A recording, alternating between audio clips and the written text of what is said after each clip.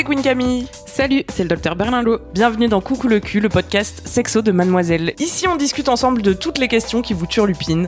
C'est vous, auditrices et auditeurs, qui faites ce podcast. Alors envoyez-nous vos questions par mail avec pour objet Coucou le cul à queencamille@mademoiselle.com.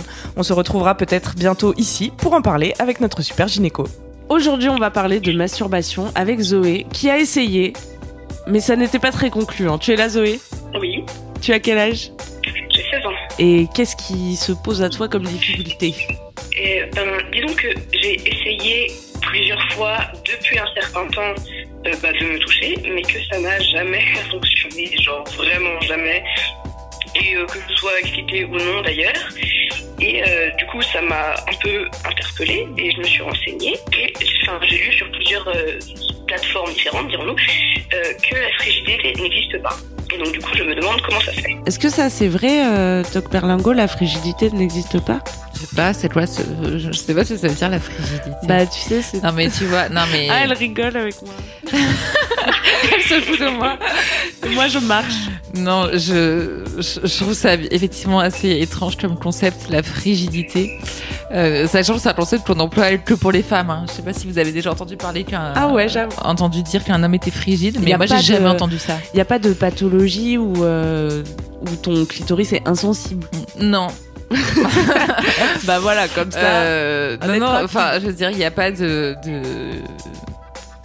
Enfin, il n'y a pas de pathologie où tu serais... Parce qu'après, il y a le clitoris, mais il y a aussi... Enfin, tu vois, tu peux éprouver du plaisir par plein de moyens où l'ensemble de ton corps serait insensible. Non, ça n'existe pas.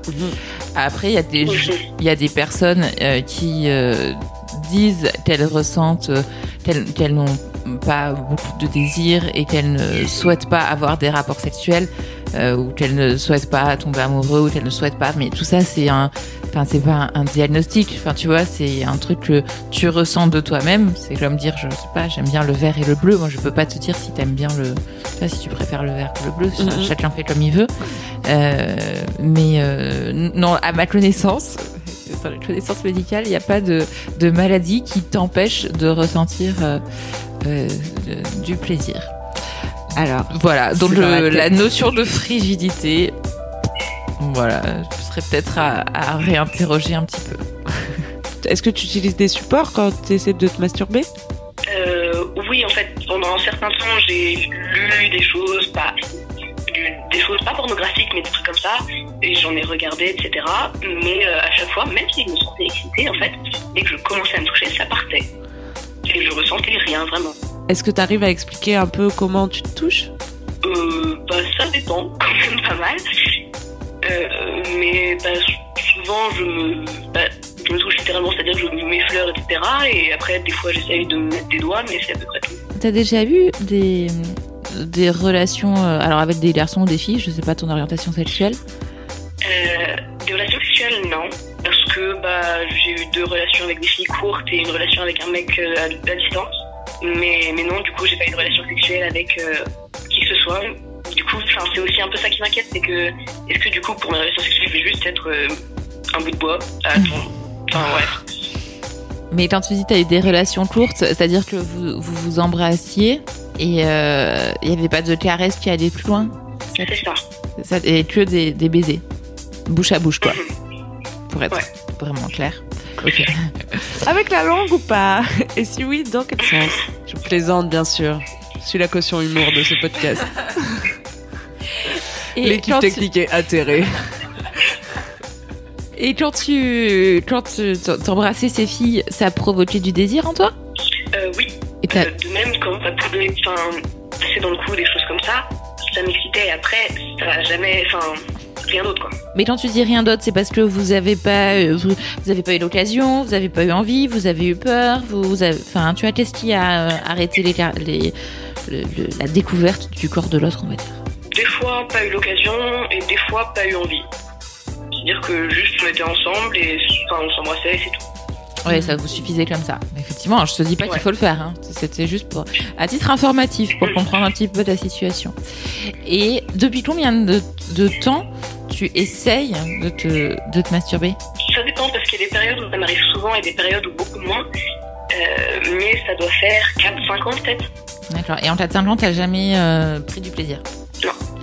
parce que quand on dit prendre du plaisir, enfin moi en tout cas quand je te demande prendre du plaisir, enfin tu vois, je te demande pas si t'as eu un orgasme, parce que effectivement c'est l'étape enfin très supérieure quoi. Mais juste par exemple, enfin je sais pas, quand tu caresses tes jambes, enfin tu vois, pas forcément une zone directe, on va dire, qui soit une vulve, un vagin, un anus ou des seins, ne serait-ce que, je sais pas, si tu caresses l'intérieur des cuisses, est-ce que ça provoque quelque chose en toi ou De l'excitation, je dirais, mais pas plus. D'accord. Bon, bah donc ça te fait ressentir. Et est-ce que tu lubrifies quand tu te touches? Non, parce que c'est ça, vu que je suis déjà excitée, c'est pas la peine. C'est-à-dire non, tu mouilles déjà. Mhm. D'accord.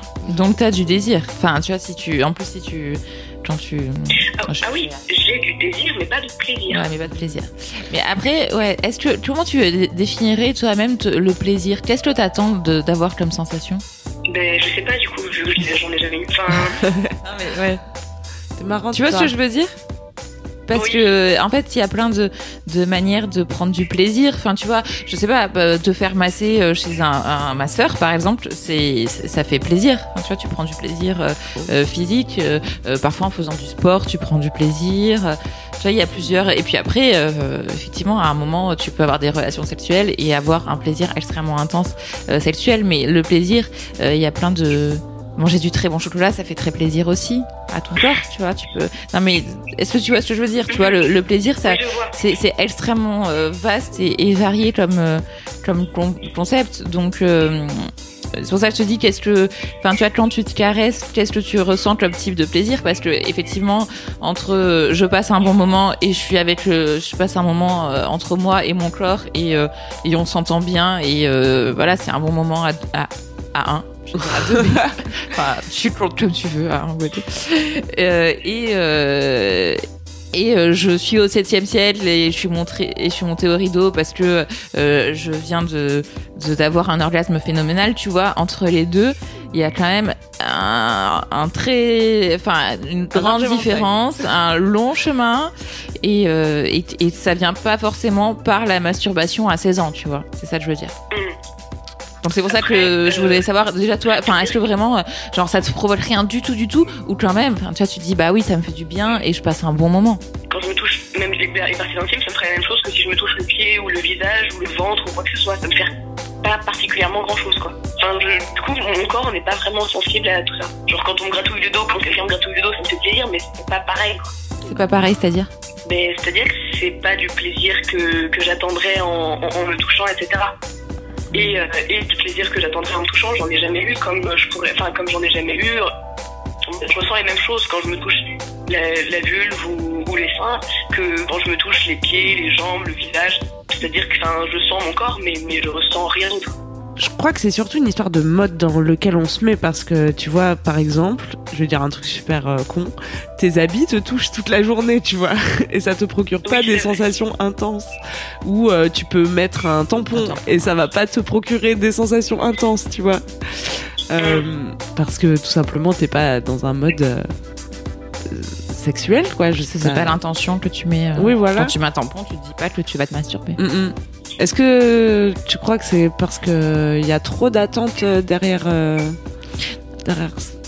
sa démarche? Non mais je pense que effectivement c'est très vrai ce que tu viens de dire et que tu vois, là tu parles de quand on te touche le dos, mais en fait j'ai l'impression que la découverte du plaisir et du corps, ça passe par se toucher le dos, se toucher l'intérieur des cuisses, se toucher les fesses, se toucher la vulve, et qu'en fait il n'y a pas forcément qu'initialement mais il n'y a pas forcément une différence flagrante.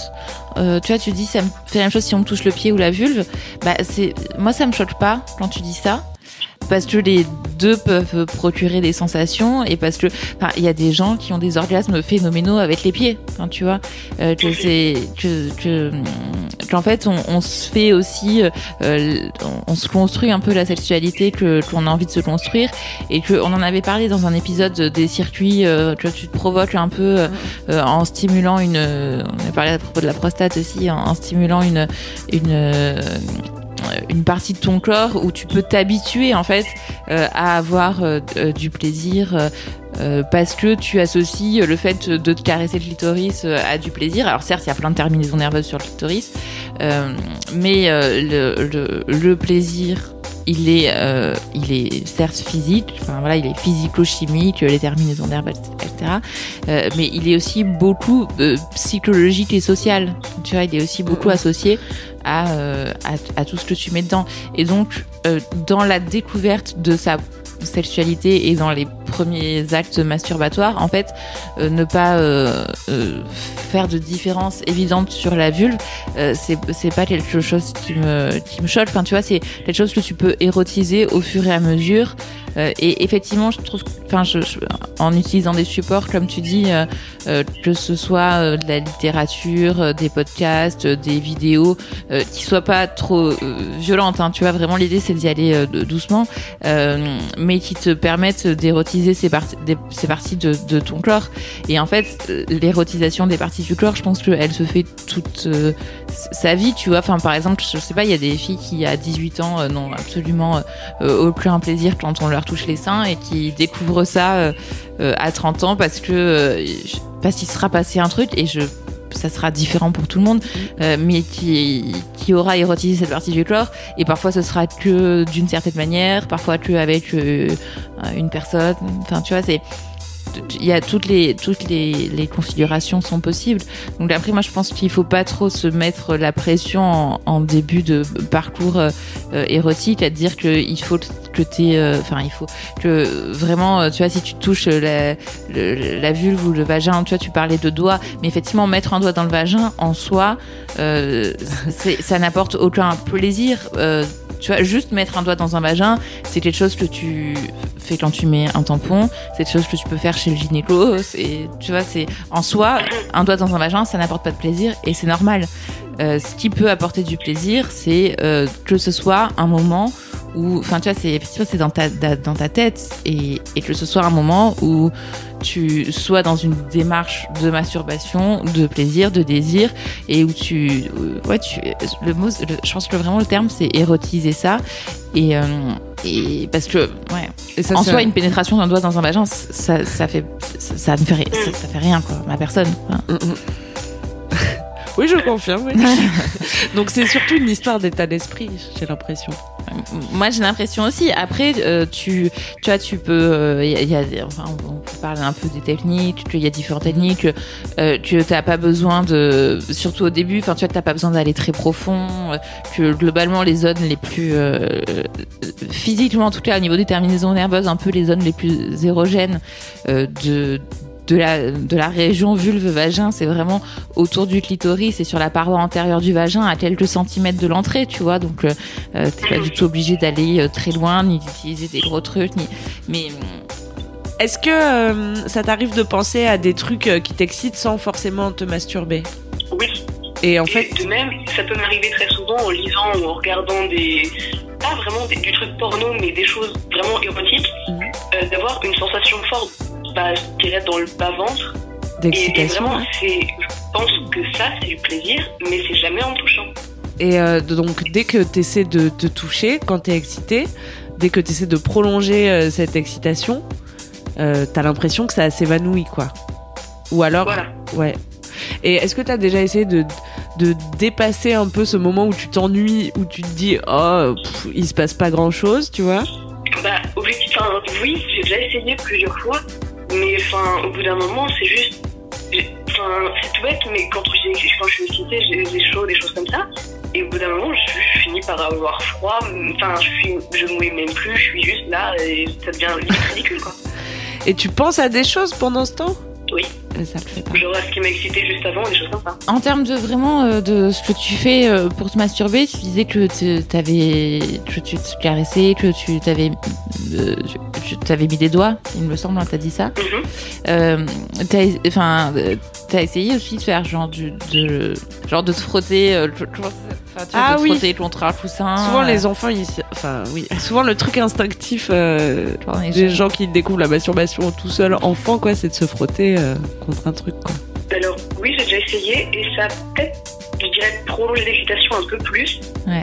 mais en fait, rapidement, je devenais l'envie de me toucher et juste après, ça partait. C'est-à-dire que du coup, ça prolongeait vraiment l'excitation et du coup, j'avais envie de plus, mais plus ne fonctionnait pas. Ouais.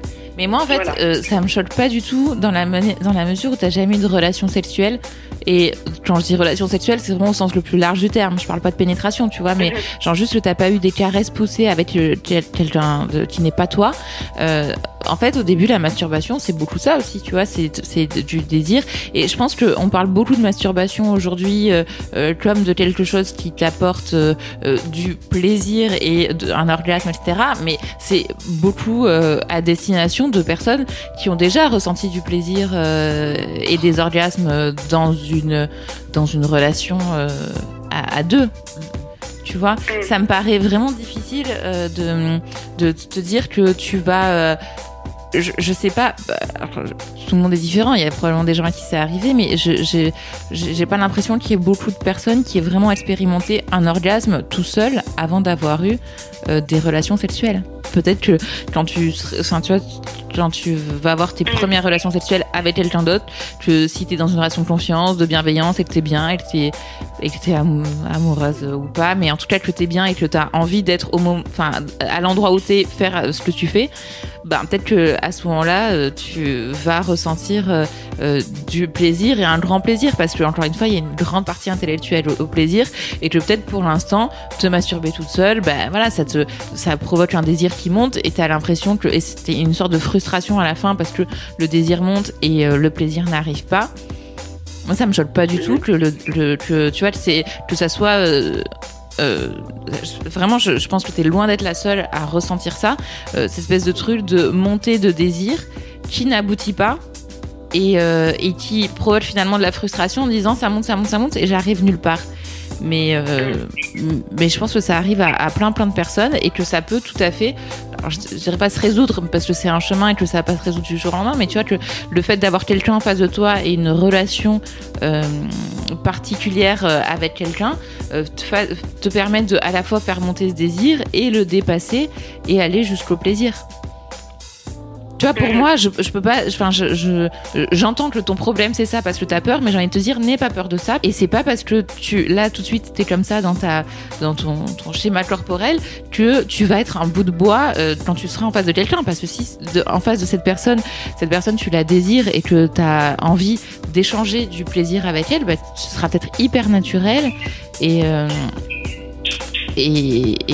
en tout cas, on peut pas préjuger du plaisir que tu vas ressentir en couple, que tu sois en couple ou pas, mais avec quelqu'un d'autre, en se basant sur ce que tu as pu expérimenter du point de vue de la masturbation jusqu'à aujourd'hui, tu vois. Se donner du plaisir, c'est aussi quelque part comme essayer de se chatouiller soi-même, tu vois. Il y a pas tellement d'éléments de surprise. Enfin, tu vois, c'est vraiment comme les chatouilles, je pense. Et non, ouais, c'est pour ça. J'ai pour ça que quand vrai. tu te caresses tout seul, c'est pas pareil que quand quelqu'un te touche, tu vois. Est-ce que ça te rassure un petit peu, Zoé? Oui. Ça met pas la pression. Prends ton temps, profite du désir qui monte et il y a un moment ça va monter et exploser. J'y crois. À bientôt, Zoé. À bientôt. Merci de nous avoir appelés. Salut. Salut. C'est la fin de Coucou le cul, merci de nous avoir écoutés. Si vous avez aimé, parlez-en autour de vous, partagez avec vos amis, ça lancera peut-être des discussions intéressantes.